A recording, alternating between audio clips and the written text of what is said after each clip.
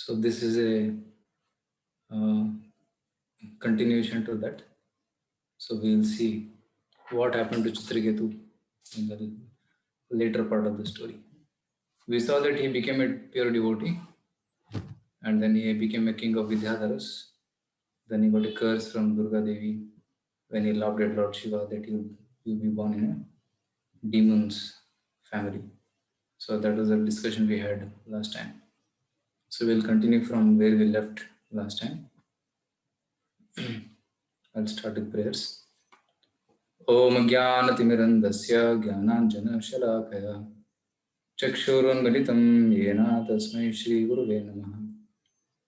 Shri Chaitanya Manobhishtam Sthapitam Yena Bhutale Swayam Rupa Kada Mahyam Dadati Supadantikam Vandeham Shri Guru Shri Yuta Padakamalam Shri Guru Vaishnavamscha Shri Rupam Sagar Jatam Sahagana Raghunathan Tam Shri Sadhaitam Savadutam Parijana Sahitam Krishna Chaitanya Deva Shri Radha Krishna Padam Sahagana Lalita Shri Vishakam Nidamsha Namo Vishnupadaya Krishna Prishthaya Bhutale Srimade Bhaktivedanta Swaminiti Namani Namaste Saraswate Deve Gauravani Pracharini Nirvishesha Shunyavadi Paschatya Deshatarini Namo Mahavadanyaya Krishna Prema Pradayate Krishnaya Krishna Chaitanya Namane Gauratase Namaha He Krishna Karuna Sindho Dinabandho Jagatpate Gopesha Gopika Kanta Radha Kanta Namostade Tapta Kanchana Gaurangi Radhe Vrindavaneshwari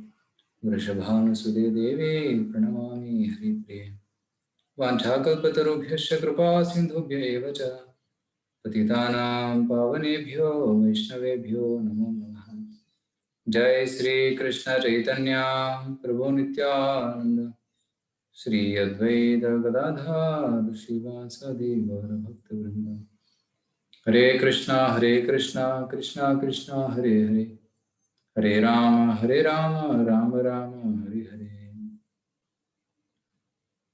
Mukam Vardavacharam Pangam Nagati Girvat Padam Vande Shri Gurunta Hare Krishna.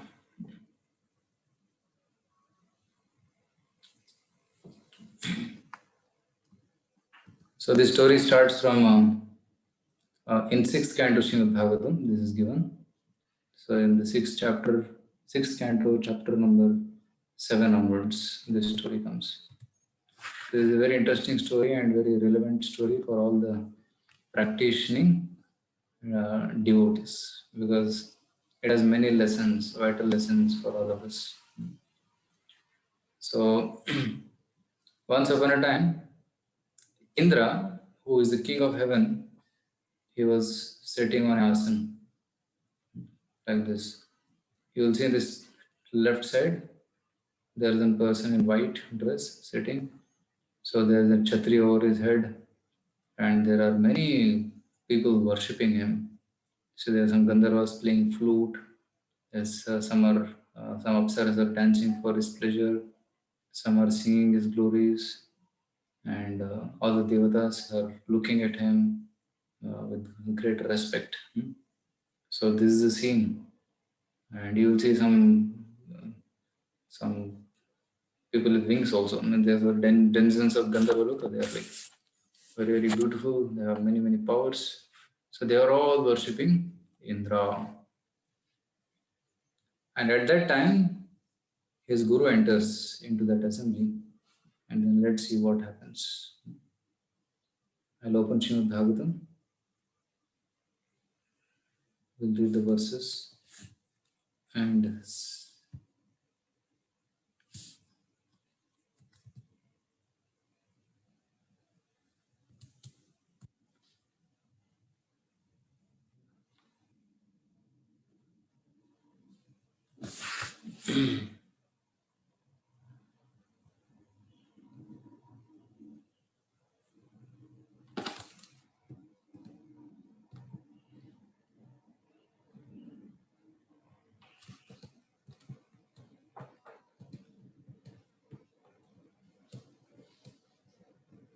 yeah. Can somebody read this translation?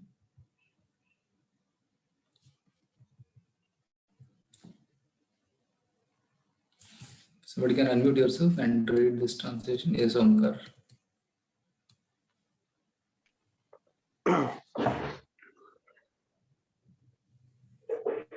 Okay. Rose, the translation is not visible. Not visible? Now visible. Yes, now visible. O king, once upon a time, the king of heaven, Indra, being extremely proud because of his great opulence of three worlds, transgressed the law of Vedic etiquette. Seated on his throne, he was surrounded by the Marutas, Vasus, Rudra, Adityas, Rubha, Rubhas, Vishwa Devas, Sadhyas, Ashwini Kumaras, Siddhas, Charanas, and Gandharvas, and by a great saintly persons. Also surrounding him were the Vidyadhara, Apsaras, Kinnara, Patagas, Patagas, birds, and Uragas, snakes. All of them were offering Indra their respects and services, and the Apsaras and Gandharva were dancing and singing with very sweet musical instruments. Over Indra's head was a white umbrella as effulgent as full moon, and by a yak tail whisked and served with all the paraphernalia of a great king. Indra was sitting with his wife Sachi Devi, who occupied half the throne. When the great sage Brahaspati appeared in the assembly, Brahaspati, the best of the sages, was the spiritual master of the Indra and the demigods, and was respected by the demigods and demons alike. Nevertheless, although Indra saw his spiritual master before him, he did not rise from his own seat or offer a seat to his spiritual master, nor did Indra offer him a respectful welcome. Indra did nothing to show him respect. So this is what happened. When his guru came inside, he did not give respect to him. So you'll see here. So where is his guru? His guru is here in white, who is walking away from this assembly. So when guru came, Indra was very, very proud because he was receiving respect from everybody. So he felt there is no need to get up and honor this great sage, Brahaspati. So he did not, he neither acknowledged the presence of Guru, okay. So he did not actually do anything actually. So because of neglecting the presence of his Guru, he committed an offense. Okay, he didn't speak any derogatory words to his Guru, he did not insult him, nor did he welcome him. Okay. So the offense was he did not get up when his guru came and he offered respect to him. That became an offense. So from this we can learn that when some saintly person comes to us, then one should offer him respects. One should offer him proper respects um, which he deserves. Especially like a person like spiritual master who is giving us spiritual knowledge and who is taking the guarantee of taking us back to Godhead. So such a personality should be very highly respected. And Indra is in the post of Indra because of Brahaspati, right? His Guru. Because without the blessings of Guru, one cannot have any opulence, one cannot have any power. Because of blessings of Brahaspati only, he was becoming the Indra. And now Indra is offending such a spiritual master. So now you see what will happen in the future.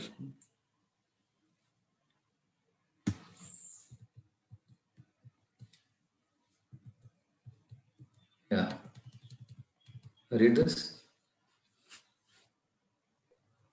Brahaspati knew everything that would happen in the future. Seeing Indra's transgression of etiquette, he completely understood that Indra was puffed up by his material opulence. Although able to curse Indra, he did not do so. Instead, he left the assembly and in silence returned to his home.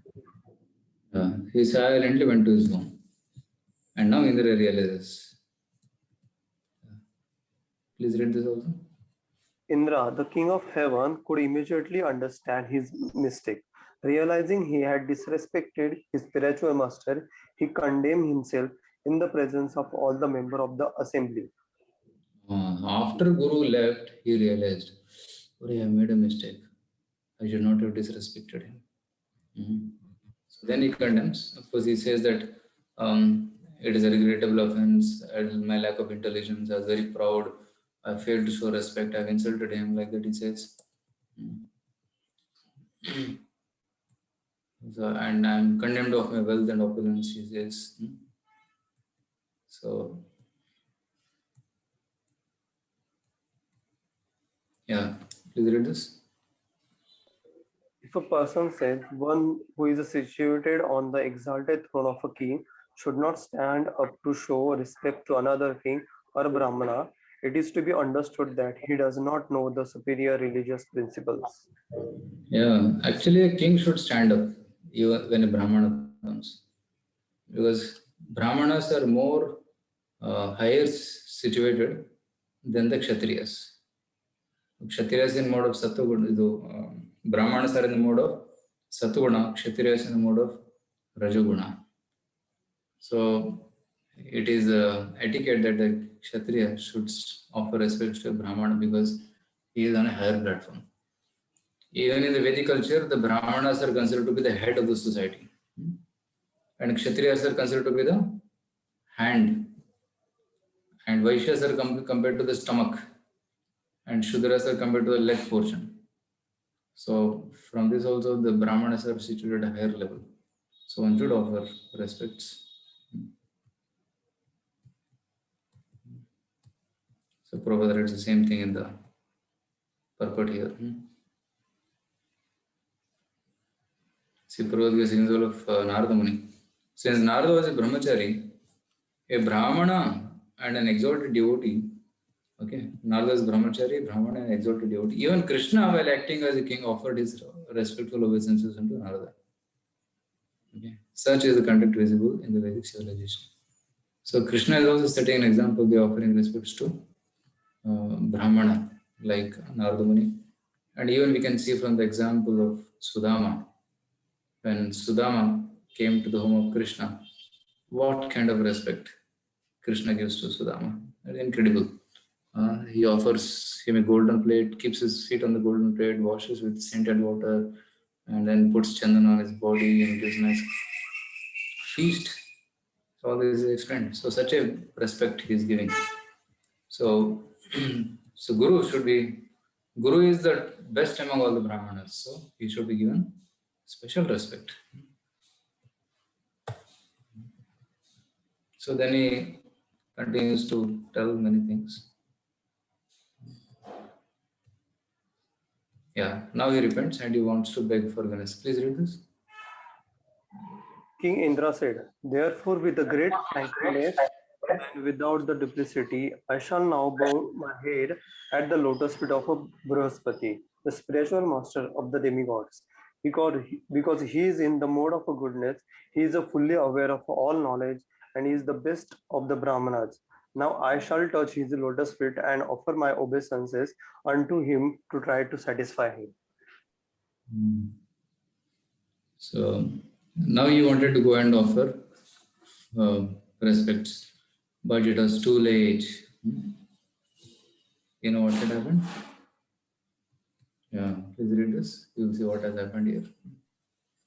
While Indra, the king of the demigods, thought in the way and repented in his own assembly, Brihaspati, the most powerful spiritual master, understood his mind. Thus he became invisible to Indra and left home.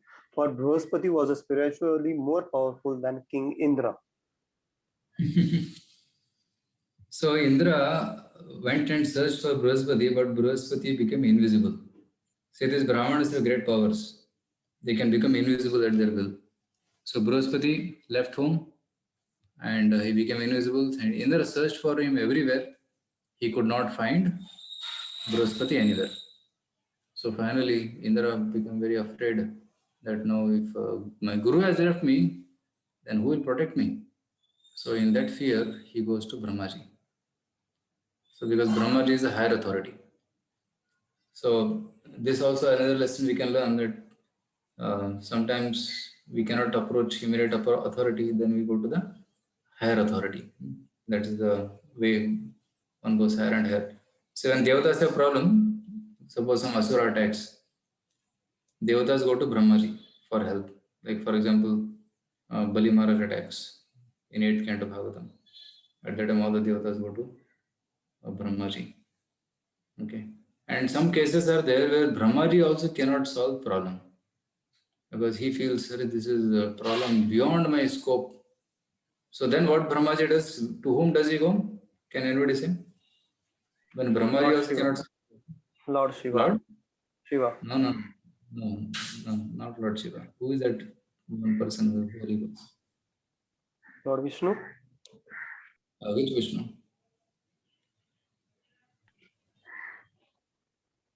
Sheshashai. They are all three Sheshashai Vishnus. Then difficult to guess. Yeah? Garbhodakashayi Vishnu. Kshirodakashayi Vishnu. Kshirodakashayi Vishnu. Kshirodakshaya Vishnu. Kshirodakshaya Vishnu, not Garbhodakshaya Vishnu. Because Garbhodakshaya Vishnu is inaccessible to everybody. They go to Kshirodakshaya Vishnu because he is the maintainer of the universe. So out of three, Brahma, Vishnu and Shiva, that Vishnu, in this Brahma, Vishnu, Shiva, and Shiva is Kshirodakshaya Vishnu. And all this Kshirodakshaya Vishnu, Brahma, Shiva, they all come from Garbhodakshaya Vishnu. Garbhodakshaya Vishnu comes from Karanodakshaya Vishnu, who is now also called as Mahavishnu. So Garbhodakshaya Vishnu, Kshirodakshaya Vishnu, Karanodakshaya Vishnu, Garbhodakshaya Vishnu, Kshirodakshaya Vishnu. So these are the three. So let's have revision. Who is the first Vishnu? Mahavishnu. Mahavishnu, also called as Karunadakshaya. Vishnu. Karana Udaka. Udaka means water. So Karana Udaka Shayi Vishnu. Who is the second Vishnu? Kshirodakashayi Vishnu. No, Garbhodakshaya. not Garbhodakshaya. Okay, how do you remember Garbha means from the navel of Brahm, that Garbhodakshaya Vishnu comes in lotus. So that one who gave birth to Brahmaji, he is Garbhodakshaya Vishnu. Okay, so the second one, the Garbhodaka Sagara is called. Within the universe, one Brahmanda, half of the universe is filled with water. That's called Garbha Udaka Sagara. So Garbha Udaka Shayi, one who is sleeping on that Garbha Udaka, he is called Garbhodakshaya Vishnu.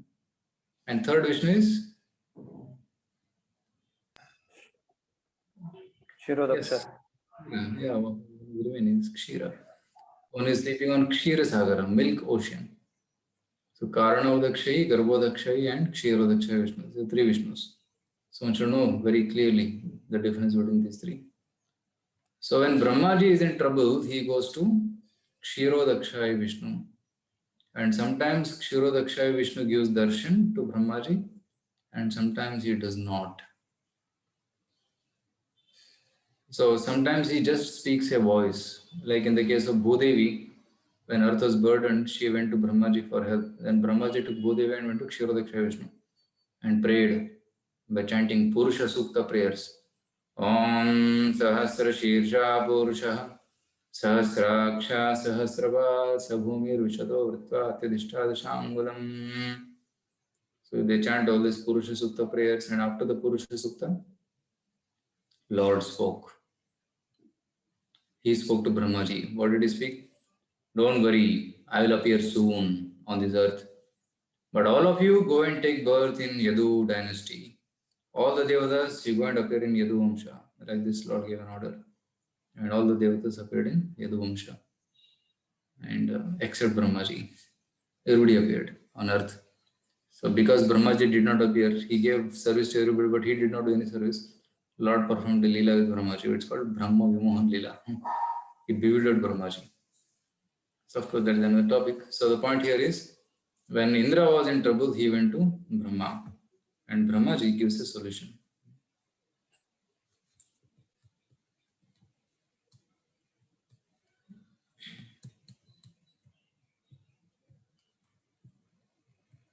Yeah, see here, hearing the pitiable condition of Indra, The demons, following the instructions of their guru Shukracharya, equipped themselves with weapons and declared war against the demigods. Right before he goes to Brahmaji, there is an attack by the demons. Because demons here कि इंद्रा ने गुरु अपराध किया है. They also knew the principle. So गुरु अपराध किया मतलब उनका शक्ति चला जाएगा. They will lose their power. So they attacked. They felt this is a weak point. Let's attack. So, and who guided them? Shukracharya. Because they were obedient to Shukracharya, demons became powerful and they attacked Devatas, and Devatas were defeated. And the demigods' heads, thighs, and arms and other parts of the bodies were injured by the sharp arrows of the demons. The demons headed by Indra saw no other course and immediately approached Lord Brahma with bowed heads for shelter and proper instruction. So they go to Brahmaji, and then Brahmaji gives instructions. Yeah. Brahmavacha. Please read this. Lord Brahma said, O best of the demigods, unfortunately, because of madness resulting from your material opulence, you failed to receive Brahaspati properly when he came to your assembly. Because he is aware of the Supreme Brahman and fully in the control of his senses, he is the best of the Brahmanas. Therefore, it is very astonishing that you have acted impudently toward him. So he chastises him, and then he says,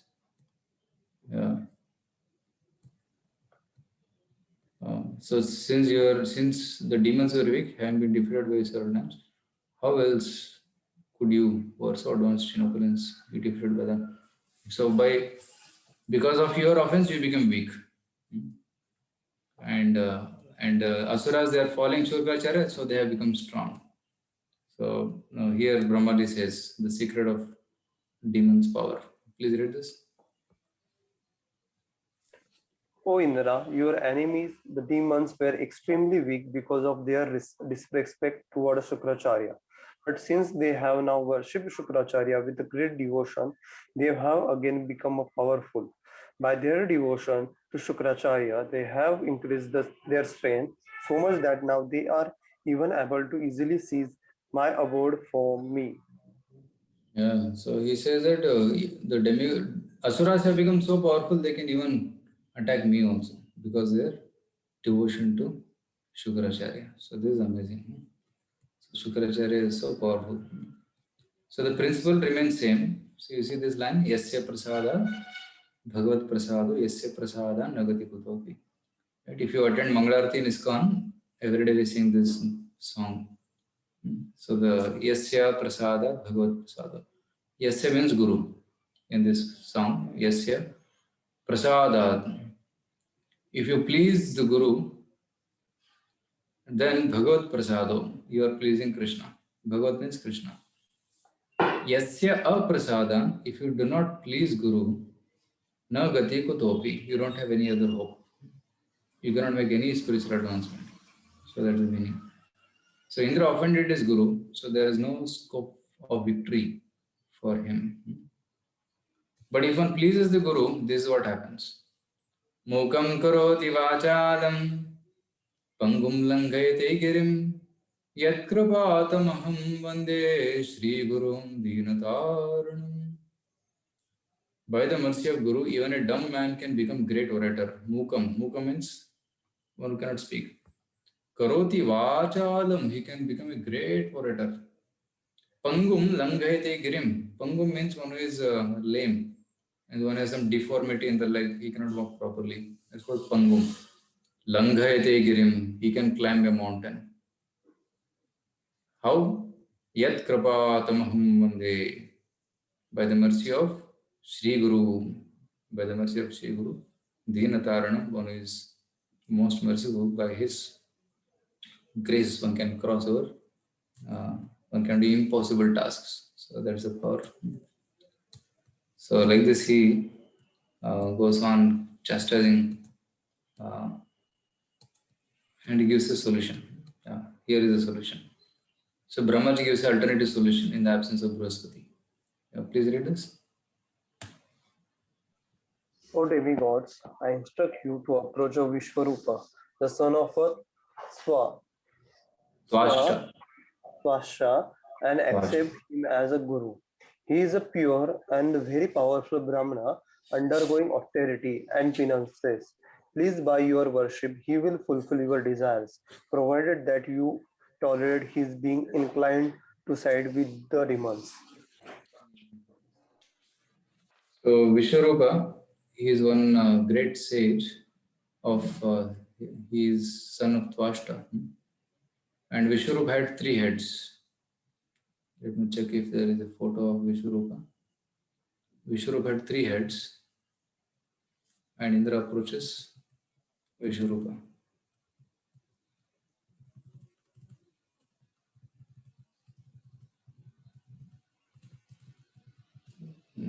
Yeah, he goes to Brahmaji and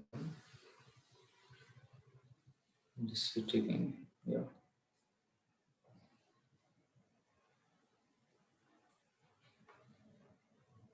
So here in this photo, you will see Indra is having a, see Indra is holding his palms, and you will see right side there is one person who looks like Brahma, but actually he has only 3 heads. He is Vishwarupa, son of Twashta. He is very exalted, pure Brahmana, and very, very wonderful devotee. So he, in the Brahmaji said, you go to this Vishwarupa. He will help you. So Indra goes to Vishwarupa. Actually, before going, if Brahmaji tells him, you should tolerate one thing. Vishwarupa, although he is very, very powerful, but one quality he has, that he is equal to both devotees and demons. So that's one quality of Vishwarupa.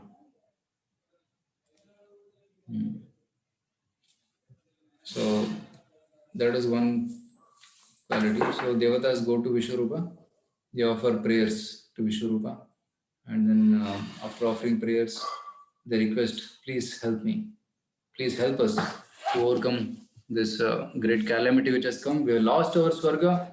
Our Swarga is no more with us, and we are not able to do our duties which are given to us by Lord Vishnu. So we are in great anxiety. Can you please help us? Then Vishwarupa says, yes, I will help you. I will give you a kavacha by which you will be able to overcome the power of demons. So he gives a kavacha which is called as Narayana Kavacha, a shield around Indra which can withstand any weapon, any kind of power it can withstand. That's called Narayana Kavacha. So the chapter 8 is Narayana Kavacha. So you'll see on the top there is Lord Vishnu with many, many weapons. So Vishwarupa gives a mantra, a set of mantras to Indra, by after chanting which his body will be protected by the power of Narayana, which is called as Narayana Kavacha.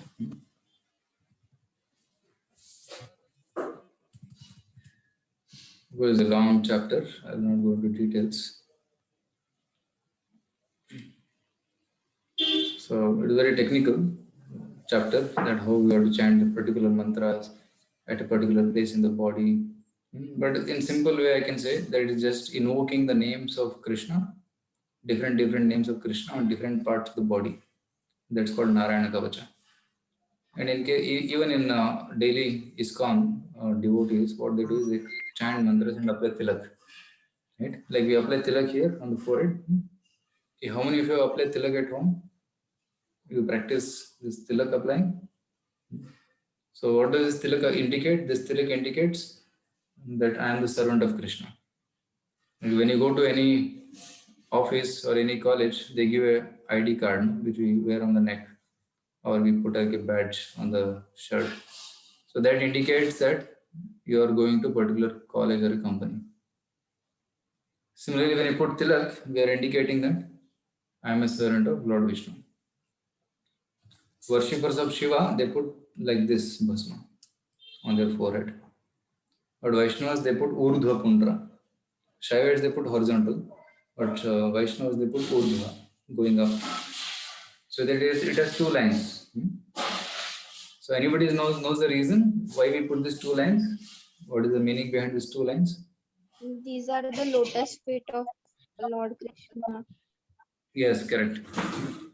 So these are the two lotus feet of Lord Krishna. Correct.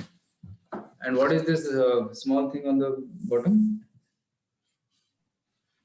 Tulsi leaf. Correct. So you apply this tilaka and put the tulsi leaf, which indicates that I put my head on the lotus feet of the Lord and I offer a tulsi to the lotus feet. So while applying this tilak, we chant a mantra called Om Keshavaya Namaha. Okay. So we chant Om Keshavaya Namaha while applying this tilak. And on other 12 parts of the body, we chant another particular mantra called 12 mantras. I'll open the PDF, which is called as, yes, I got it. I just start to open where the. So there are etiquettes for applying tilak on the body. We will show you how to apply tilak on the different parts of the body.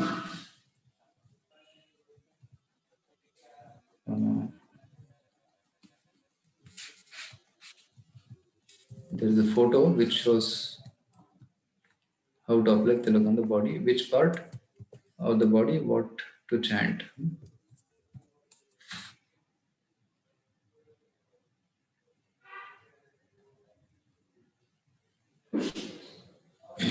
Let me just find out where it is. It's here.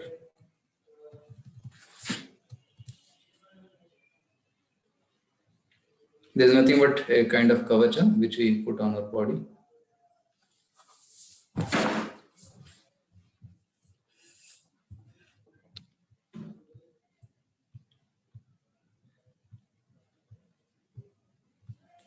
See, applying tilaka. Prabhupada glorifies tilaka in the following Srimad Bhagavatam purport. In Kali Yuga, one can hardly acquire gold or jeweled ornaments. We hardly see people wearing gold and gold jewelry on their neck or head or on the fingers. But the 12 tilaka marks on the body are sufficient as auspicious decorations to purify the body. Only gold and silver are pure, so they wear it on the body. But tilak is most auspicious because there is Gopi Chandan, the Chandana got from Dwarka, the very holy place. So we apply that on the holy places on the 12 parts of our body, which are also called as energy centers in the body. Yeah. So this is the mantra. Lalate Keshavam Dhyayen. So on the lalate means forehead, we put Keshavaya Namaha. Narayanam Atha Udare. Well, in the stomach portion, we put a tilak and chant Narayana Namaha. Vakshasthale Madhavam. In chest, we put Madhavaya Namaha. And Govindam Kanta Kupe. In the Kanta Kupe means this neck portion where there is a depression here. So there we put Govindaya Namaha. Vishnu cha dakshine kuksho. Vishnu we chant on the right portion. Bahao cha Madhusudanam. Okay, on the shoulder, Madhusudanam. Trivikramam tu Kandhare. Vamanam Vama Parshvake. In the left side we put Vamana Namaha.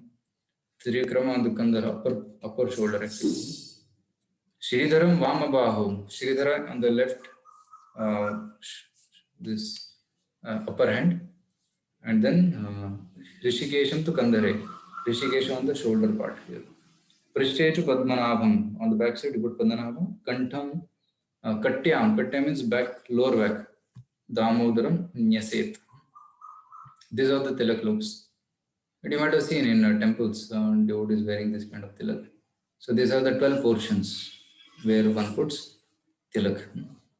So how we do? While putting, when you make a tilak paste, either in the box or on the palm, and while putting, we put tilak, and while separating the two lines, we chant Om Keshavaya Namaha, Om Narayana Namaha. So here, below Narayana.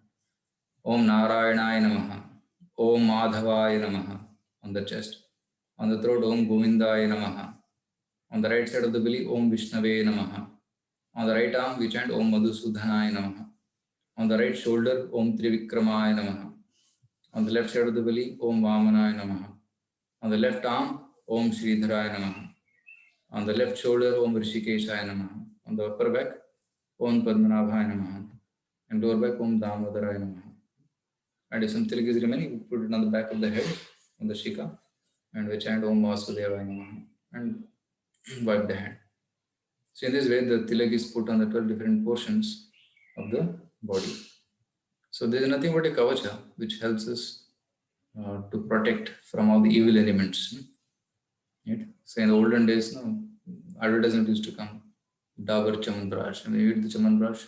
The boy is eating Chamandrash, and then some green light comes around him, and that green light is protecting him. And when germ comes, then it bounces back, something like that. So when you put this kavacha with chanting the mantras of the Lord, then it's a shield against negative elements. No negative elements can disturb that person and he can be safe. So that's what it indicates. So in this way, yes, I would like to ask that Narayan Kavach is daily sung by the people around for their protection. Is that so? yes. Some people chant this Narayana Kavacha for protection. In What this is whole what is the chapter, what is the difference between Narayan Kavach and Narsimha Kavach? Narsimha Kavacha is prayers to Lord Narsimhadev. So it's specifically prayer to no, Narsimhadev. yeah, Narsimha Kavacham Vakshe Narayana Prahladenoditam Pura. And there is a song which is called yeah, Narsimha Kavacha, written by Prahlad Maharaj. yeah. No, but some people they are doing Narsimha Kavach every day for the protection of body parts. Some people they are doing Narayan Kavach for protecting their body parts. So what is the difference? I want to know. Is there any difference? The difference is just in their faith. Right? Some people like Lord Narayana, so they chant Narayana's Kavacha. Some people they prefer to chant Narsimha. It depends upon their faith, in whom they have more faith. But any form of, some people chant Rama Raksha Stotra. That is also there, no? Rama Raksha Stotra. So it depends on their faith, where their heart is naturally resonating with. They may chant that mantras. Or some people just chant Narsimharti. Namaste Narsimhaya Prahlad Dayini. So that also some people chant. Or some people just stick to Hare Krishna mantra. Hare Krishna, Krishna Krishna, Hare Hare, Hare Ram, Ram, Hare Hare. And Draupadi chanted the name of Krishna, Hey Krishna, Hey Govinda. So then Krishna came. It is based on faith. Where you are developing more attraction and faith, you can chant that, not a problem. So all of them they are there to protect our body parts. Is that so? Some happens that the people who are admitted to the hospital, so people around their family members or somebody, they are taking vows that I will chant 108 times or 11 times or whatever times this kind of mantra, so that they should feel good, their health should improve. Yeah, so one may chant with that intentions, but ultimately up to the Lord whether he fulfills it or not. But one thing is surely there, that body anyway has to deteriorate. It has to die. So Lord doesn't necessarily assure the protection of the body, but he assures the protection of our spiritual life. Whatever spiritual advancement we have made, that much he will surely protect. That assurance Lord will give. But he will never give the assurance of protecting the body all the time. Okay, because body anyway has to perish. So we none of us have an eternal body. So body will keep changing. So we have to also accept that fact. And Lord may reduce the suffering. Lord may change the type of suffering which is going to come. He may do all that. But ultimately body will perish for our good. Because body will perish, then we can go back to God. So we should not always keep the hope that by chanting these mantras our body will be protected. A Lord may do that, or that Lord may not also, because he may have a higher plan, because he may want to take that person to the next better destination. So we should also keep that in the mind while offering prayers. Okay, yeah, thank you. So in this way, Narayana Kavacha was told by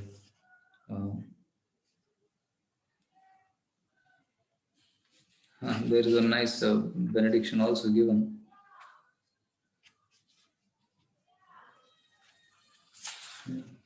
So there is an example. I'll just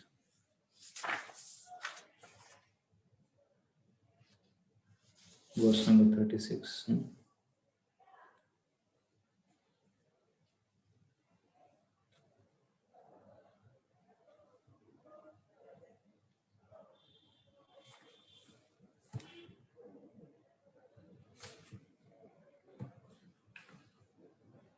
So Vishwarupa said, after telling all the mantras, "O Indra, this mystic armor related to Lord Narayana has been described by me to you. By putting on this protective covering, you will certainly be able to conquer the leaders of the demons. If one employs this armor, whoever he sees with his eyes or touches with his feet is immediately freed from all the above mentioned dangers." So the person becomes so powerful. This prayer, Narayana Kavacha, constitutes subtle knowledge transcendentally connected with Narayana. One employs this prayer is never perturbed or put in danger by the government, by plunderers, by evil demons, or by any type of disease. It's a very powerful mantra. O King of Heaven, a Brahmana named Kaushika formerly used this armor when he purposely gave up his body in the desert by mystic power. Okay, so there is a Brahmana called Kaushika who had chanted this Narayana Kavacha, but later on he had Ichha Mrityu, so he gave his body and he died, and his bones were still lying there. Surrounded by many beautiful women, Chitraratha, the king of Gandharva Loka, was once passing in his aeroplane over the Brahmana's body at the spot where Brahmana had died. Okay, so Brahmana had died below, so he is passing. Chitraratha is a Gandharva, is going above, and what happened? Suddenly, Chitraratha was forced to fall from the sky head first with his aeroplane. Struck with wonder, he was ordered by the great sages named the Valakilyas to throw the Brahmana's bones in the nearby Saraswati river. He had to do this and bathe in the river before returning to his abode. Means even the dead body, or the bones of this Brahmana were so powerful because of Narayana Kavacha. But even Chitraratha's plane was shaken. So like this, the glories of, even material glories of the mantra is mentioned here. But ultimately he is getting the blessings of Narayana. So sometimes even the great sages may trick a person to chant Narayana's name so that he'll make spiritual advancement. Although he wants material benefit, he will make spiritual advancement. Like we have one doctor, he is a dentist is treating, but while treating he will say chant Hare Krishna. Because if he chants Hare Krishna, he'll make spiritual advancement. He will say, okay, you chant Hare Krishna, your pain will reduce. So they put faith, okay, my pain will reduce. So then they chant Hare Krishna and then they will become tricked to become devotees. So here Vishwarupa is giving an Narayana Kavacha to fight against demons. But actually Narayana's name can give spiritual world. Ante Narayana Smritihi. By remembering Narayana at the time of death, one goes to spiritual world. So that's the highest benediction. But Indra, because he was distressed, so Vishwarupa gave this Narayana Kavacha, telling him that you can try this and this will save you from the current danger. But ultimate benediction which Lord's name can give us is going to the spiritual world, Krishna Prema. So after chanting this mantra, what happens is the demigods, they become powerful and Indra attacks the demons and they become victorious. And after they become victorious, the demons were,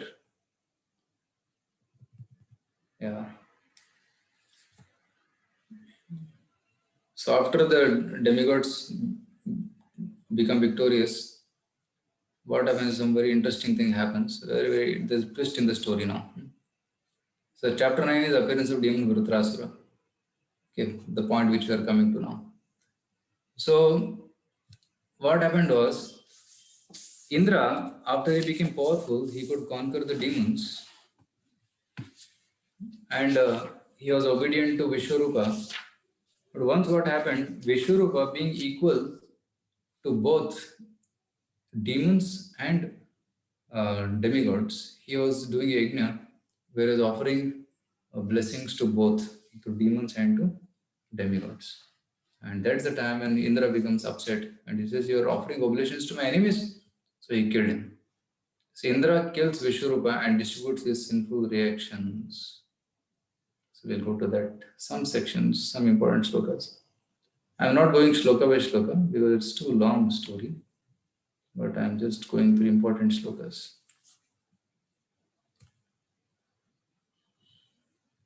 Yeah, please read this. Once upon a time, however, the king of heaven, Indra, understood that the Vishwarupa was secretly cheating the demigods by offering oblations on behalf of the demons. He became extremely afraid of being defeated by the demons, and in great anger at Vishwarupa, he cut Vishwarupa 3 heads from his shoulders. So actually, he was related to Vishwarup's lineage. Was his father was from Brahmana dynasty, but his mother was from Asura dynasty. So he had connection to both. So he was offering oblations to both demons and demigods. Now, seeing this, Indra became upset because you are offering oblations, your blessings to my enemies. So he became angry and he cut the heads of Vishnu. Now it became a second Guru Aparadha. First Guru Aparadha was Brihaspati, neglecting Brihaspati. And now second Guru Aparadha, which is more severe, which is like killing of a Guru. Because he became in a fit of anger, he killed Vishnu by cutting off his 3 heads. This was a disaster. Read this. Reenactment of an historical set. Therefore, the head meant for drinking Somarasa was transferred into a Kapinjala Francolin cartridge. Similarly, the head meant for drinking wine was transferred into Kalvinka sparrow, and the head meant for eating the food became a Titri, a common partridge. So there are 3 kinds of birds: Kapinjala, Kalavinka, and Titri. So something like Kapinjala is something like a pigeon only, and sparrow we know, and this Titri is also something like a little pigeon only. So they transformed into 3 kinds of birds, the heads of the Vishwarup. So because of Brahma Hatya, although Indra was so powerful that he could neutralize the sinful reactions for killing a Brahman, he repentantly accepted the burden of these reactions with folded arms. He suffered for 1 year, and then to purify himself, he distributed the reactions for his sinful killing among the earth, water, trees, and women. Okay. So he shared his papa with these people, and they accepted. Earth accepted, water accepted, trees, and women. So how the reactions of Indra are seen, we'll see in the next verse. So you'll see here, so earth was filled with deserts actually.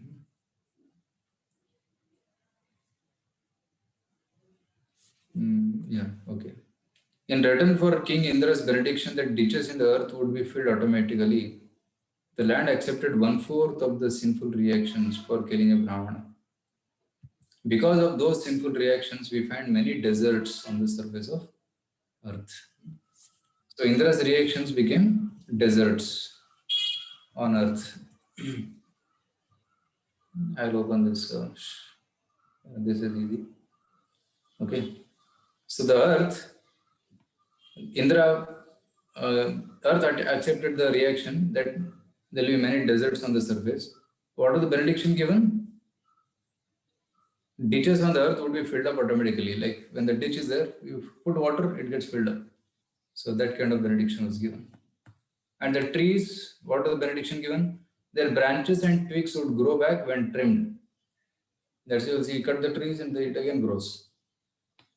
So in reaction, what is the sinful reaction? In the sap flowing, in the flowing of sap from the tree. And from the tree, some gum kind of thing comes, or some liquid keeps coming. That is the reaction actually the trees have got from Indra. So that should not be consumed. So that's sinful. And woman, benediction is one will be able to enjoy lusty desires continuously, even during pregnancy, for as long as sex is not injurious to the embryo. And reaction, signs of menstruation every month. And water would increase the volume of other substance with which it is mixed. Okay, like if milk is there, you put water, it increases the volume of milk. Now, what is the reaction? There are bubbles and foam in water. That is a sign of impurity. So if the water, when you take in the glass, if it has bubbles, prolonged bubbles, then one should not drink it. Or foam, that indicates there is some impurity in the water. So in this way, the reactions are distributed by Indra to all these people. But then what happened? Indra's father, Vishwarup's father, who was Twashta, he became angry. And he performed a yajna to kill Indra. And to kill Indra, he wanted to create a demon who can kill Indra. Okay. So while doing that yajna, he chanted a mantra to kill Indra, but the pronunciation mistake was done. So what is the mistake in pronunciation? It comes here.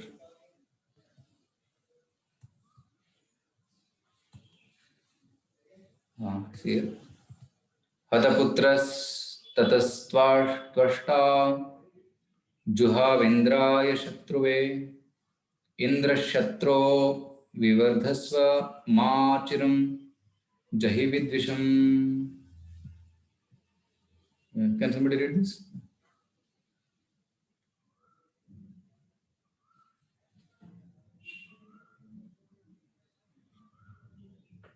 After Vishwarupa was killed, his father, Twashta, performed ritualistic ceremonies to kill Indra. He offered oblations in the sacrificial fire, saying, O enemy of Indra, flourish to kill your enemy without delay. So he wanted to create a demon who will kill Indra, but by mispronunciation, there was, it meant what? That a demon will be created who will be killed by Indra. See, in the Vedic culture, in the Vedic yajnas, one has to be so particular that pronunciation has to be perfect. Little bit mispronunciation, it can give wrong result. Okay, so there was some defect in Twashta's chanting of the mantra because he chanted long instead of short, and therefore the meaning changed.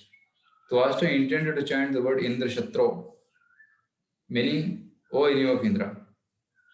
In this mantra, the word Indra is in the possessive case, Shashti. And the word Indra Shatro is called a Tat Purusha compound. It's a grammatical technique. Unfortunately, instead of chanting the mantra short, Twashta chanted it long, and its meaning changed from the enemy of Indra to Indra, who is an enemy. Okay. So consequently, instead of an enemy of Indra's, there emerged body of Vritrasura, of whom Indra was an enemy. Means Vritrasura will be killed by Indra. So that's what happened. So actually Vedic yajnas nowadays we cannot do because there are no pure Brahmanas who can chant the mantras properly. So in Vedic time also such kind of mistakes used to happen. So in modern times, all the more it will happen. So better chant Hare Krishna and read Bhagavatam, go back to Godhead.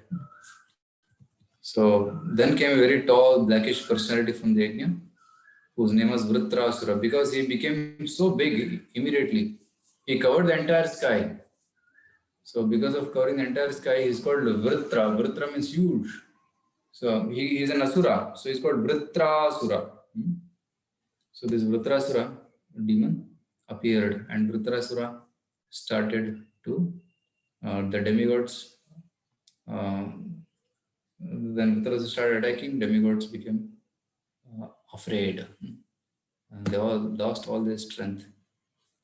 And they again go to Lord Vishnu. So here there is Kshirosagar. So the devatas are sitting here and they're offering prayers. And then Lord Vishnu speaks. It's a long prayer, I'll not go into details.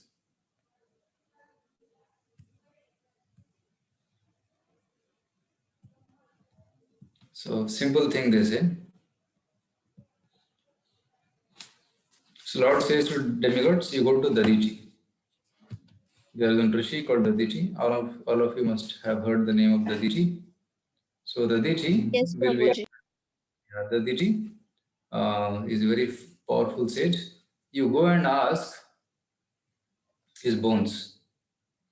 So when you request for his bones, he will give his bones to you, and then you will be able to make a weapon out of his bones, and that weapon will be called Vajra, and you use that Vajra to defeat Vritrasura. So very simple instruction was given by Lord, and hearing this instruction, all the devatas, especially Indra, they come to Daditi and request Daditi for the bones. And Daditi initially tests them. You are asking for my bones? The body is very dear to a person. How can he give his body to others? So why are you asking me like this? Like that he says. But then Indra says, actually, we should live for others' sake. Yo adhruvena atmana anatha. This body is anyways temporary. So before this body dies, one should use this in service of others. Like this, the demigods preached to Daditi that even if a person is not using his body for serving others, especially preaching Krishna consciousness, then even the animals will spit at him, like that he says. So he says here actually.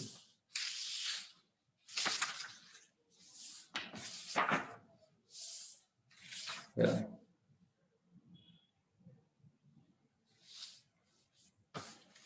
So it is 10th chapter, 10th verse.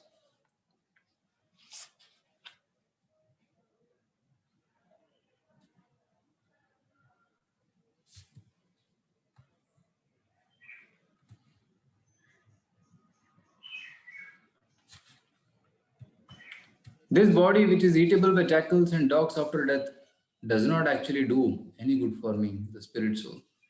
It is usable only for a short time and may perish at any moment. The body and its possessions, its riches and relatives must all be engaged for the benefit of others, or else they will be sources of tribulation and misery. So, actually, this is a reply which he gives to the demigods. This shloka is being told by the Daditi Muni. After the demigod said that actually we are in need, please help. It is a duty of a person to help others, like that he says. So we are in need, kindly help us. So then the Daditi says, yes, the body is meant for serving others. Anyway, the body is going to be eaten by jackals and dogs after death. So let me give my body in service to you before I die. So in this ways, Daditi Muni, the son of Atharva, thus resolved to give up his body to the service of the demigods. He placed himself, the spirit soul, at the lotus feet of the Supreme Personality Warrior, and in this way gave up his gross mortal body made of 5 elements. So he quit the body and he went remembering the Supreme Lord. He must have gone back to world because he's remembering the Lord. And his body was available. So Indra, what he does, he takes the body of the Daditi Muni and calls Vishwakarma. Vishwakarma is the architect of demigods. And Vishwakarma makes a demon. He's here. Athendro Vajram Udyamya Nirmitam Vishwakarmana. So Vishwakarma makes Vajra. Mune Shaktivir Utsikto Bhagavat Teresanvitaha. So it was imbued with the power of Muni and also the blessings of Bhagavan. Vrutodeva Ganeir Sarvair Gajendropari Shobhata Stuyamano Muniganai Strailokyam Harshayaniva. So Devaganas surrounded Indra, and Indra was seated on Airavata, Gajendra Upari, Ashobhata. Stuyamano, all the Munis were glorifying Indra, and in this way, all the three lokas were become very, very happy seeing the power of Indra. So then he went to kill Vritarasura. Now something interesting happens. So Indra starts fighting with Vritarasura. So he comes in the battlefield, and then they're face to face with each other now, and the fight begins. So the fight is something like this shown here.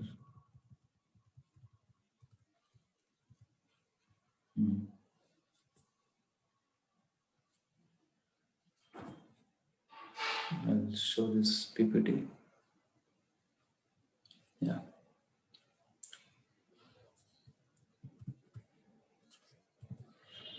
So you see, demigods are going and approaching the Dadichi Muni, and after that he gets Vajra, which is supposed to be used against Vritarasura. Now the fight starts.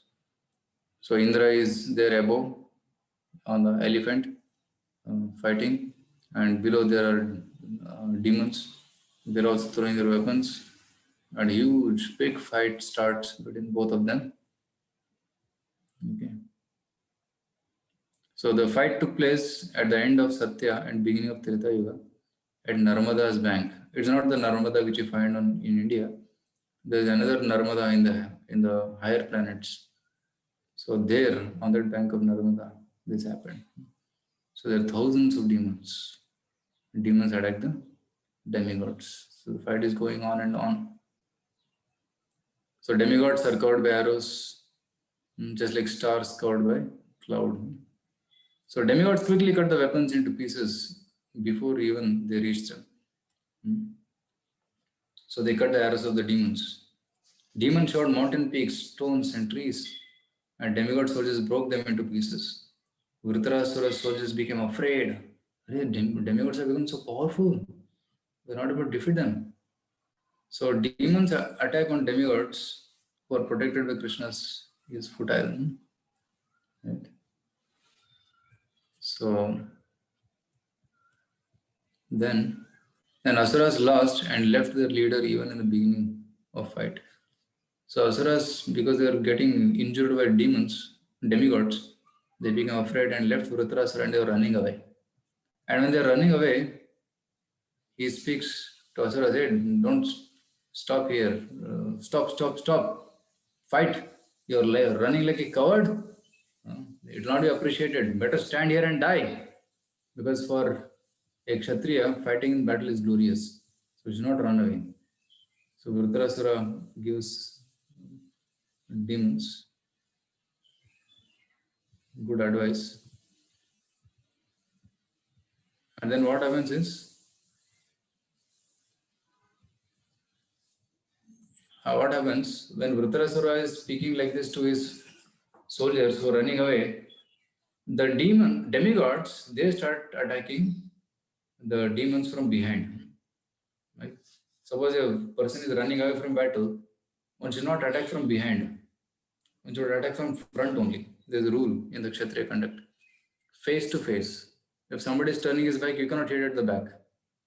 Okay, you have to allow him to turn front and then hit. That's the Kshatriya rule.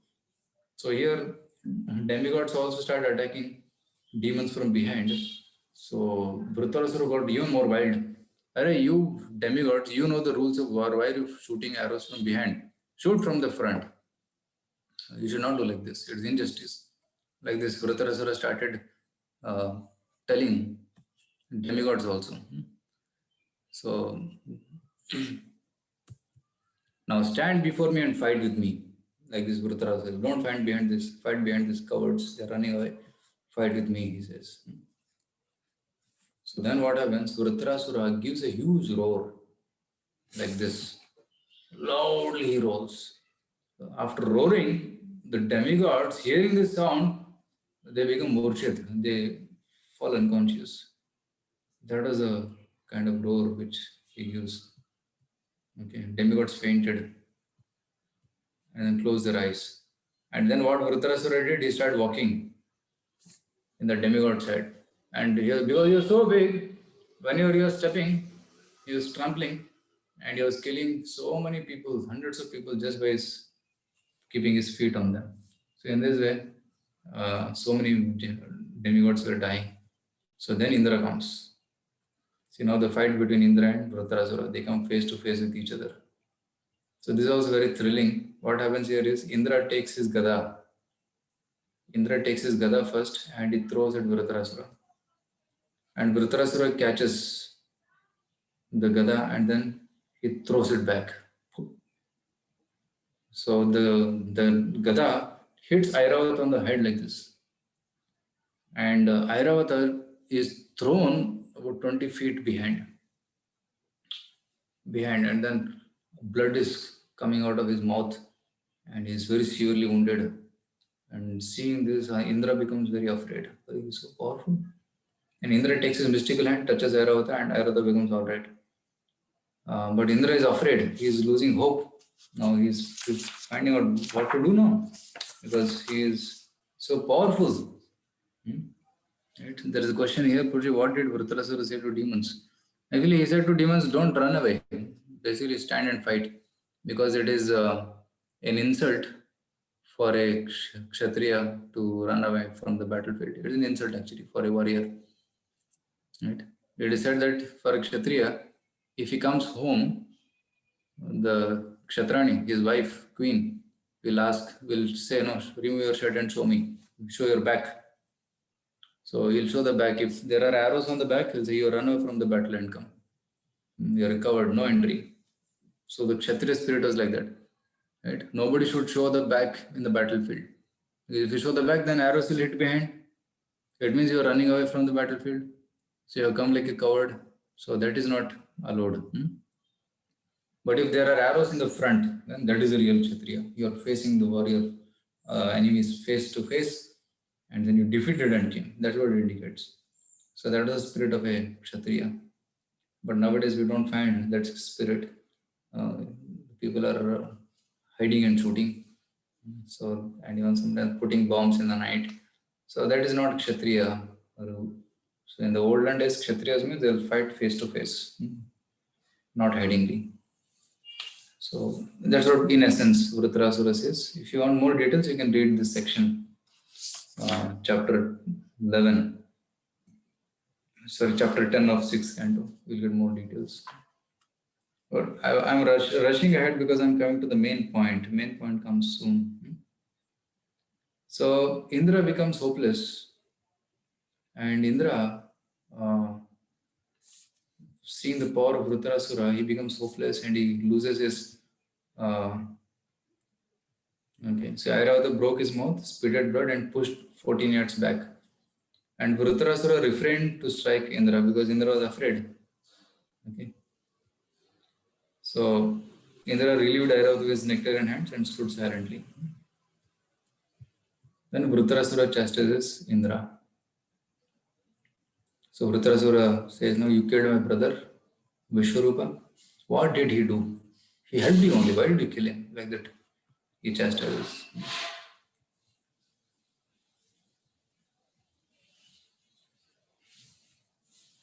So he speaks some words, angry words at... Okay, then he says, if you kill me, I'll offer my body to other jivas and I desire to receive dust from the lotus feet of great souls like Narada. So this is where I want to come. So this is the shloka number.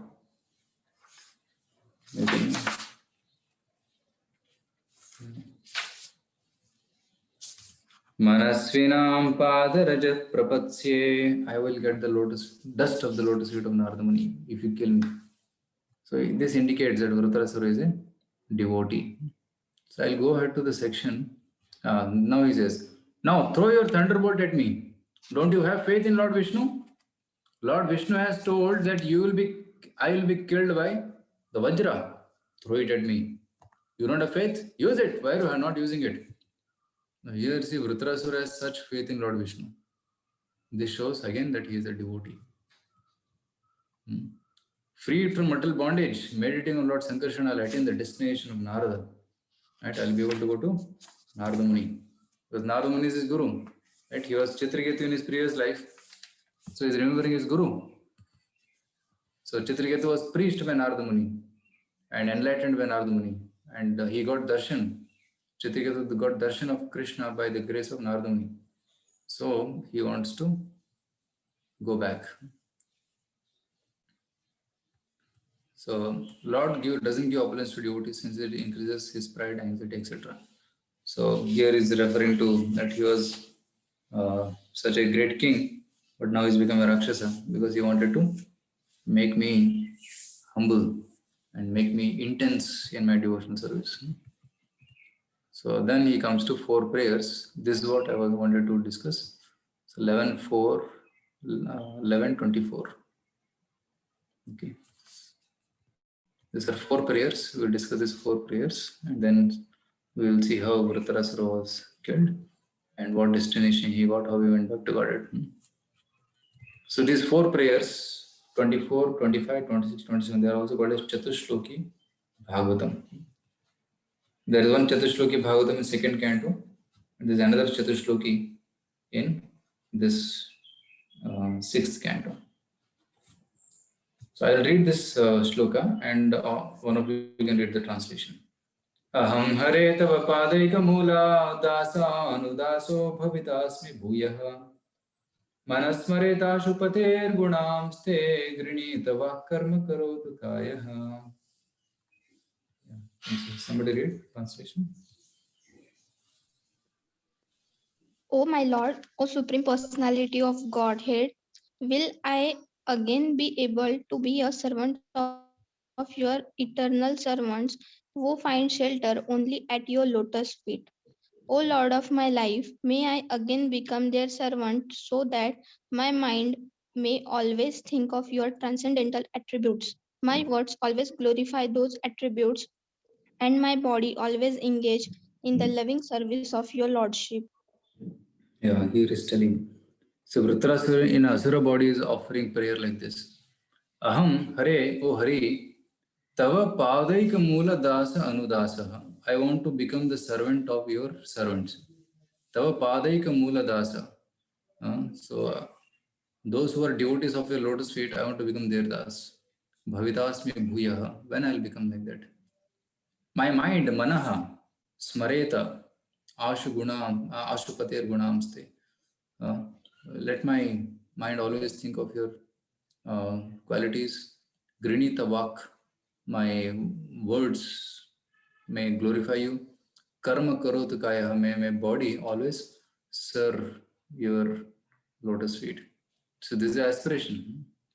So here Padaika Mula Dasanudas means I want to become the servant of Narada Muni. Because Narada Muni is your das, I want to become his das. Now how can a demon offer such a prayer? So because he was a devotee in his past life.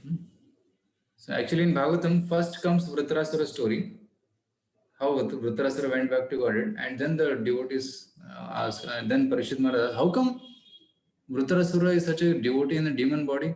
And then Chitraketu Maharaj story comes. In my case, what I did, I discussed Chitraketu first, and then we are coming to Vritrasura.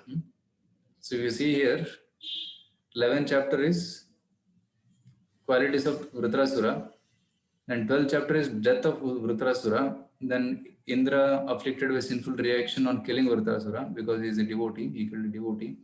Indra got sinful reactions. And then comes Chitraketu story. Because Parishit Maharaj asks, how is Vritrasura a devotee? What happened? So then he goes back, flashback. He was a king, Chitraketu, he had millions of wives, no child. And child came, then he died, and then he got enlightened in that suffering by Narada Muni. And then he was going in the plain with Vidyadharas, and there he smiled and laughed at Lord Shiva. And then Durga Devi cursed Chitraketu to become a demon.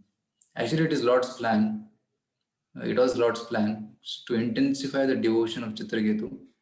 So in the demon's body, so that he'll quickly come back. Otherwise, he may have taken some more lifetimes, but the Lord wanted to intensify his devotion. So he put him into trouble, where his like you put gold in fire, then gold shines. Similarly, when the Lord puts devotee in some difficult situation, and the devotee's qualities shine, his qualities becomes more illuminated. So that's what happened in the case of Vritrasura. So, and then Vritrasura went back to it. So here he is offering a prayer like this, that I want to become a servant of your servant. That is the first prayer. Let's see the next prayer. So this is the 25th verse. Nanakaprishtam nachaparameshyam na sarvabhaumam narasadipatyam na yoga siddhira punarbhavam va samanjasatva virahya kangshe. Yeah. Please read this. Yes, who is reading? Hare Krishna. O my Lord, source of all opportunities, I do not desire to enjoy in Gruvaloka, the heavenly planets or the planet where Lord Brahma resides, nor do I want to be the supreme ruler of all the earthly planets or the lower planetary systems. I do not desire to be master of the powers of mystic yoga, nor do I want liberation if I have to give up your lotus feet. Hare Krishna. Hare Krishna. So he's telling Nakaprishtam, means Dhruvaloka, which is like highest planet in this material world. Nacha Parameshtyam. Parameshti is Brahmaji. I don't want the opulence of Brahmaji, Satyaloka. Na Sarvabhaumam. Sarvabhaumam means the king of the entire world. I don't want that also. Rasadipatyam. There is a Rasatala Loka, which is also very opulent. I don't want that also. Yoga Siddhi. What is Yoga Siddhi? 8 kinds of Siddhi, Ashta Siddhi. Like Anima, smaller than the smallest. A yogi can become small like a virus and go from anywhere. So tiny he can become. So Anima. Laghima means he can become lighter than the lightest. He can float like a cotton in the sky and then he can travel. Mahima means he can become big like a mountain, heavy. Like Hanuman, while jumping to Lanka, he became huge like a mountain. That's called Mahima. Anima, Laghima, Mahima, Prapti. Prapti means whatever he desires, he can get it. Then he can have a planet of his own. And then he can also fulfill all his desires just by willing. So there are like 8 kind of siddhis. I don't want that also. Apunar Bhavamva, I don't want liberation to Brahma Jyoti. I don't want. Samanjasatva Virahye Kangshe. Right? If it is devoid of your presence, oh Lord, if you're not there, then I do not want any of these things. Okay, so that's what he's aspiring here. Then he says, this is a beautiful, beautiful prayer. He gives 3 analogies. Ajata paksha iva mataram khaga sthanyam yatha vatsatarakshudartha priyam priyaiva vishatam vishanna manorvinda kshati tvam. So beautiful prayer. Please read this. Yes, would like to read? Yes. O lotus-eyed Lord, as baby birds that have not yet developed their wings always look for their mother to return and feed them, as small calves tied with ropes await anxiously the time of milking, when they will be allowed to drink the milk of their mothers, or as a morose wife whose husband is away from home always longs for him to return and satisfy her in all respects, I always yearn for the opportunity to render direct service unto you. So 3 analogies. First one is bird, second is calf, third is wife. Ajata paksha, just newborn baby bird which has not even grown the wings, it cannot fly. So the newborn baby is dependent fully on the mother for its nourishment. Mataram Khaga. So mother goes and gets some grains or some food and feeds the child. So children will be crying, no, ka ka ka ka ka ka, and they'll be waiting for the mother to come. So I'm waiting for you, Lord. I'm waiting for you. So then he thinks. Actually, Acharya Srila Vishwanath Chakravarti Thakur, who is a Rasika Acharya, he gives the mind of Vritarasura. He says, "Arey, I'm comparing myself to a baby bird, and I want Lord to serve me. Because the baby bird wants service from the mother. Feed me, feed me. And that's not a good analogy, he says. Because I'm expecting service from the Lord. Then he says, okay, stanyam yatha vatsatarakshudhartha. When the calf is hungry, it's waiting for the breast milk of mother cow from the udders. It's waiting, waiting, waiting. So then again he thinks, actually when the calf is hungry and mother goes grazing, and she comes back, calf is jumping, waiting eagerly. And as soon as in our home villages we had cows, I used to see this scene. Newborn calves are tied in the home, and mother goes out for grazing. And when she comes, while coming only from far, only she is making the sound, amba, amba. She's making the sound, and calf hears, and she also makes. The calf also makes the sound, amba, amba, and already becomes restless. And as soon as mother comes into the home, we had a home in a veranda, we had cows. So she'll come inside and directly go to the calf and start licking the calf with the tongue, and then start feeding the calf. So very loving exchange between the mother and the son. So stanyam yatha vatsatarakshudhartha. And now here again he is thinking, what kind of comparison? I'm waiting for the Lord to again maintain me. Then he again changes the analogy. He says, better analogy I'll give. He says, Priyam Priya Vishitum Vishana. Just like a chaste wife in home, she is waiting for the husband to come, and so that she can please the husband. Not expect something from the husband, but a chaste wife wants to please the husband and serve the husband. So she makes all arrangements, cooking food for the husband, she gives water for the husband, and she serves him in all respects. In that way, I'm waiting for you, Lord, so that I can serve you. Mano Aravindaksha, one whole lotus-eyed one. I'm eager to see you. Didrikshatetvam, like that he's telling.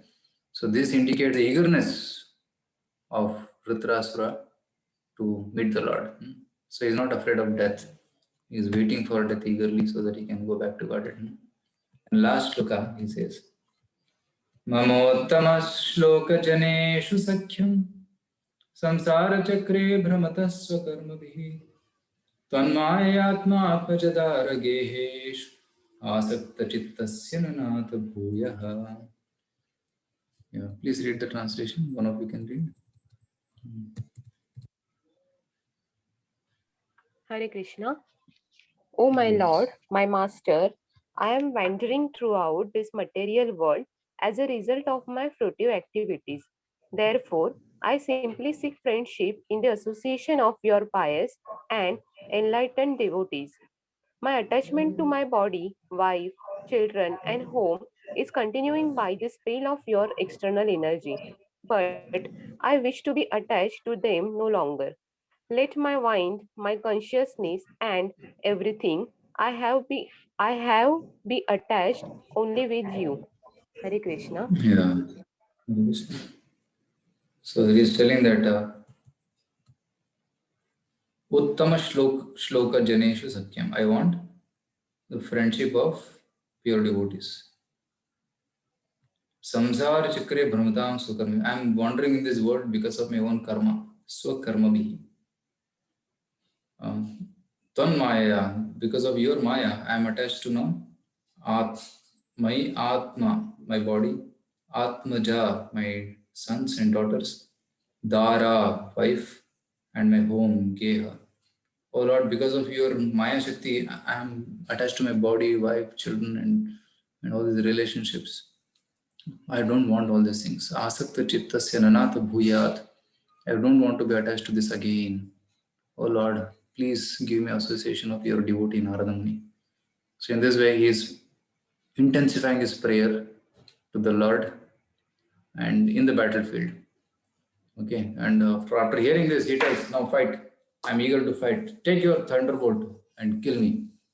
So Vritarasura, he sits in deep meditation, and in deep meditation, he goes into samadhi actually. He stops fighting. He goes into samadhi, and Indra takes his thunderbolt.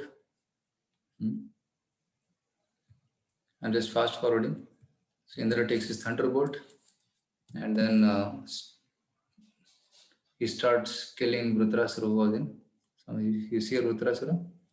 So actually, there was a fight between both of them, and Vritarasura's hands were cut. And Vritarasura now, actually, Vritarasura swallows Indra with his mouth, and Indra goes inside. And when he was inside the body, Vritarasura feels, no, okay, now Indra is dead. So he goes into deep samadhi, thinking of the Lord. And what Indra does, he comes out of the body of Vritarasura by making a hole through his stomach. And then he takes his Vajra, you'll see he's taking Vajra, and starts cutting the head of Vritarasura. And it takes 1 full year for for Indra to cut the head of Vritarasura. And after 1 year, Vritarasura was dead. Now Vritarasura, because he was constantly remembering the Lord, he went back to Godhead. That was his last life. He had no more birth. But Indra became afflicted by Papa, suffering. Here you'll see Vritarasura is dead. Now here Indra is lamenting. My God, what did I do? Again Brahmahatya. First I offended Brihaspati, then I killed Vishru, then I asked for bones of Dadichi, and now I have killed Vritarasura, a great devotee. I didn't know that he's a great devotee. So in this way, I have killed him. Actually, what happens, Indra was hesitant to kill Vritarasura, but his ministers, they say, hey, yes, you do. You kill him, we'll help you. We will do Ashwamedha Yajna and we'll nullify you of all the sinful reactions. Just kill him. So being inspired by them, he kills Vritarasura, who's lying there. And then Indra gets sinful reactions. So actually, Indra, this Pisachi is there here. She starts chasing Indra, and Indra had to run away and stay under the water in Manasa Gangotri for a long time in the stem of the lotus. And he was hungry. He could not get the people doing yajna to Indra, but it was not reaching only because Agni was coming with the oblations to Indra, but he could not enter the water. And Indra was hiding there because in the stem of lotus Lakshmi ji stays. So he was taking shelter of Lakshmi Devi to be away from the sinful reactions. So in this way, he suffered for a long time. And then, yeah, so he's staying here in the lotus for 1,000 years actually. Yeah. 1,000 years without food and water. And after that, he was relieved from the sinful reaction. He became reinstated. So that's a story, long story of Vritarasura. So the basically main lesson we are discussing here is that how Chitraketu became Vritarasura, but still his consciousness remained intact. And Vritarasura, being in the demon's body, still performed devotional service, and he showed the consciousness of a devotee in those 4 prayers. That's the main theme. And all other details are there, which are small lessons, like one should not offend one's guru. If one offends his guru, then all his power is lost. He becomes useless. So other lessons are also there. So main thing is one should try to cultivate the consciousness of a devotee like Vritarasura. So I'd like to give you a homework that you can read these 4 prayers which are there. So it is Canto 6, Chapter 11, 24. 6, 11, 24 to 27. You can read these 4 prayers again and again. And then, if possible, you can try to memorize one of them. So very beautiful prayers of Vritarasura, which shows the consciousness of a devotee. Means what we cannot judge by the looks, by the external appearance, who is a devotee and who is not a devotee. When he opens his mouth, when he opens his mind to others, then we can know who is he. So in this case, Vritarasura was misunderstood by the whole world, but he is actually a great devotee of the Lord. So that's the lesson we can learn from here. Okay, so anybody has any questions? We are already time up. So there's a comment here. Would you please share what section? Yeah, this section is the youth section. So Vritrasura starts from, actually, you can read the whole section also in this case. Chapter number 9, Canto 6, chapter 9, sorry, chapter 7. Chapter 7 to chapter 13. That's the whole story of Vritrasura.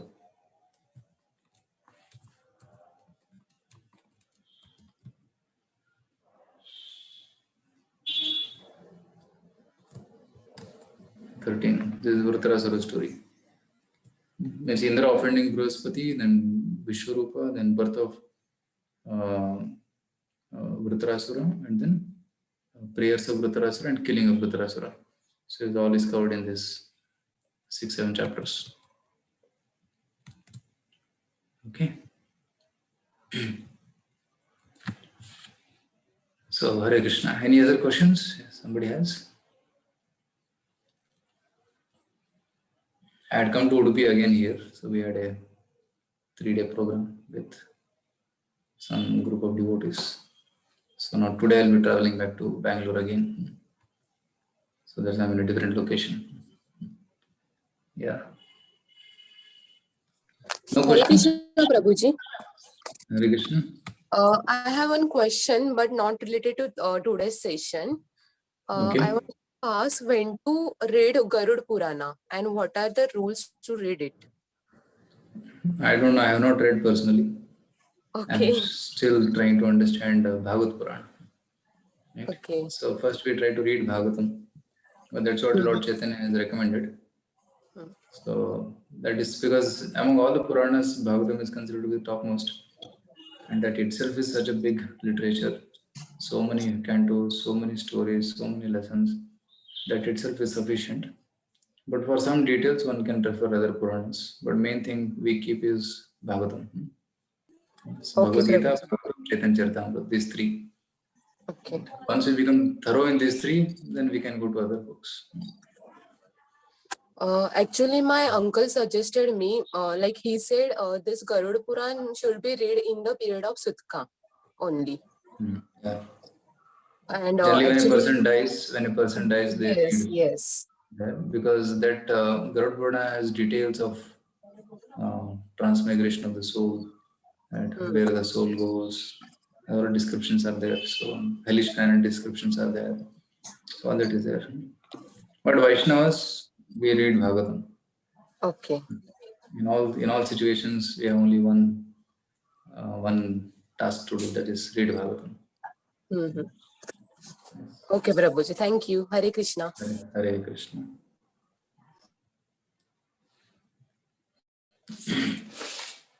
Okay, so thank you very much. So hope everything is well. So please take care. We'll meet again next week. Shri Prabhupada ki jai. Srimad Bhagavatam ki jai. Hare Krishna. Hare Krishna.